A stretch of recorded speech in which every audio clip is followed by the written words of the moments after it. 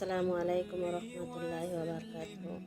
আজকে আমি আপনাদের মাঝে নিয়ে এসেছি আদর্শ স্বামী স্ত্রীর ভালোবাসা কিভাবে গড়ে ওঠে। একটি ছোট্ট গ্রামে বাস করত রহিম ও খাদিজা। তাদের সংসার ছিল খুব সাধারণ, কিন্তু তাদের ভালোবাসা, সম্মান আর বিশ্বাসে ভরা।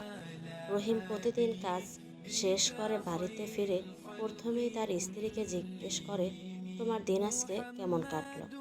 আর খাদিজাও স্বামীর ক্লান্তি বুঝে তার যত্ন নিত। তারা একে অপরের কথা মনোযোগ দিয়ে শুনত এবং কোনো সমস্যা হলে ঝগড়া না করে আলোচনা করে সমাধান করত। একদিন রহিমের ব্যবসায় কিছু ক্ষতি হলো। তিনি খুব চিন্তিত হয়ে পড়লেন। তখন খাদিজা তাকে সাহস দিয়ে বলল, আল্লাহর উপর ভরসা রাখুন, আমি আসছি আপনার পাশে। স্ত্রীর এই কথায় রহিম আবার নতুন করে আত্মবিশ্বাস পেল। অন্যদিকে খাদিজা যখন অসুস্থ হয়ে পড়েছিল, তখন রহিম নিজের সব কাজের পাশাপাশি স্ত্রীর সেবা যত্ন করেছিলেন। এতে খাদিজা বুঝতে পারল, সত্যিকারের ভালোবাসা শুধু সুখের সময় না, দুঃসময়েও পাশে থাকা। বছরের পর বছর কেটে যায়। তাদের কোনো সন্তানাদি ছিল না। এলাকার মানুষে রহিমকে অনেক কথা বলেছিল, কিন্তু রহিম কারো কোনো কথায় কান দেয় নাই।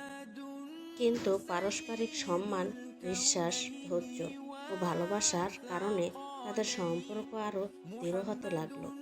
স্বামী স্ত্রীর সম্পর্ক হওয়া উচিত ভালোবাসা, বিশ্বাস, সম্মান, সহযোগিতা, ক্ষমার ওপর ভিত্তি করে।